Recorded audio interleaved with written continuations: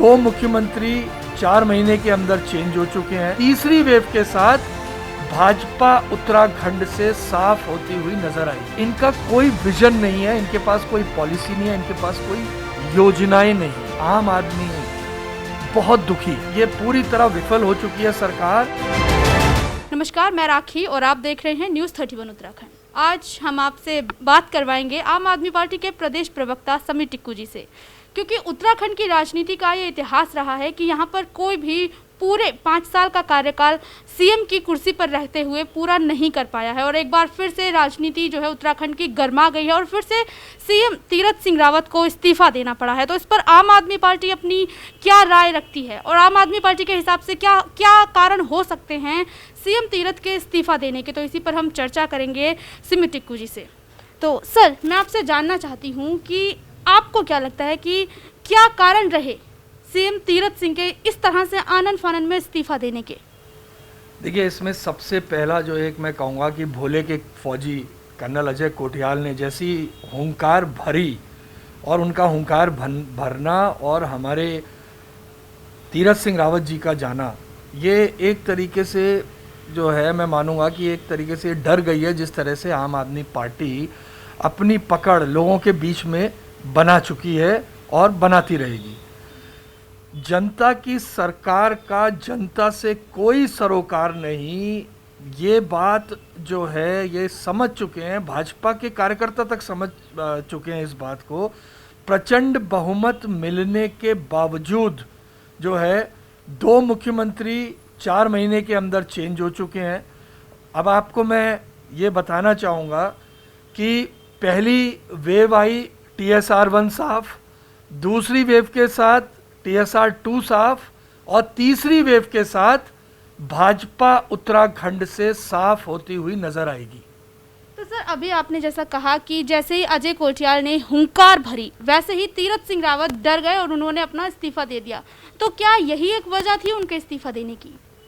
देखिए, वजह तो मैं आपको पहले कह चुका हूँ कि भारतीय जनता पार्टी अपने को एक लोकतांत्रिक पार्टी कहती है, तो लोकतंत्र के चलते हो सकता है वो ये सोच रहे हो कि सभी विधायकों को एक एक बार मुख्यमंत्री बनने का मौका दिया जाए।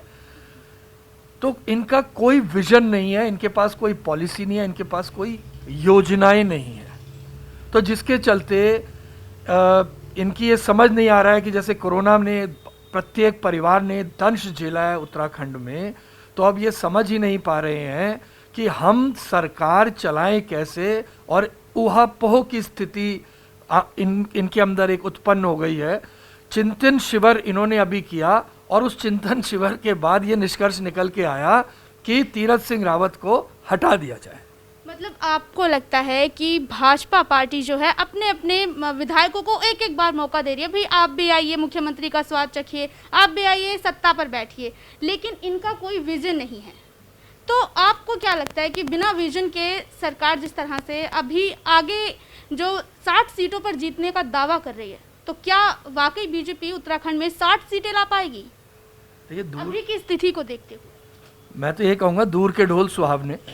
जिस तरह से दुर्दशा हो रही है हमारे प्रदेश की, एक आम आदमी बहुत दुखी है। अगर आप देखिए तो मूलभूत सुविधाएं क्या होती हैं, शिक्षा, स्वास्थ्य, रोजगार, बिजली, पानी, किसी भी क्षेत्र में ये सरकार अगर इसको 10 में से अंक दिए जाएं तो बहुत, अगर बेहतर अंक आ गए तो शायद 1 नंबर या 2 नंबर आएगा। तो ये पूरी तरह विफल हो चुकी है सरकार।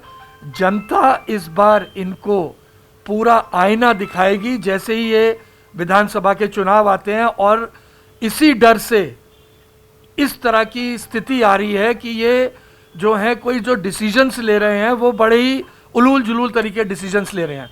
एक हास्यास्पद तरीके से मुख्यमंत्री बनाया गया, जो चर्चा में ही अपने बयानबाजी से आए। देखिए, हास्यास्पद तरीके से आए और उसी हास्यास्पद तरीके से वो चले गए। मतलब मुझे एक राखी जो सबसे एक कचोटती है वो चीज़, वो ये कचोटती है कि उत्तराखंड का जो है नाम, जो पूरे देश में विश्व में किसी अच्छे कार्यों से होना चाहिए, वो किस लिए हो रहा है कि फटी जीन्स के लिए कोई बयान आ रहा है, कभी अमेरिका की गुलामी का बयान आ रहा है, मतलब महिलाओं का अपमान का बयान आ रहा है। उत्तराखंड देवभूमि है और ऐसे में देवभूमि की मजाक उड़ना अपने आप में ही देश के सामने, बाकी के राज्यों के सामने बहुत ही ज़्यादा शर्मसार कर देने वाली बात है। और अभी फिलहाल जिस तरह से देखा जा रहा है उत्तराखंड की राजनीति में, क्योंकि 4 साल, और ये भी एक बड़ी बात है कि पहले वो 4 साल पूरे नहीं कर पाए, त्रिवेंद्र सिंह रावत 4 साल पूरे नहीं कर पाए, और अब तीरथ सिंह रावत 4 महीने का भी पूरा कार्यकाल पूरा नहीं कर पाया। तो आने वाली क्या रणनीति होगी बीजेपी सरकार की, ये तो आने वाला वक्त ही बताएगा। और उत्तराखंड की जनता ये इस बात का जवाब 2022 के विधानसभा चुनाव में देगी कि वाकई में बीजेपी के कार्यों से जनता कितनी संतुष्ट है। हर खबर में होगी हमारी नजर। खबरों से जुड़ने के लिए हमारे चैनल को सब्सक्राइब करें और बेल आइकन दबाना ना भूलें।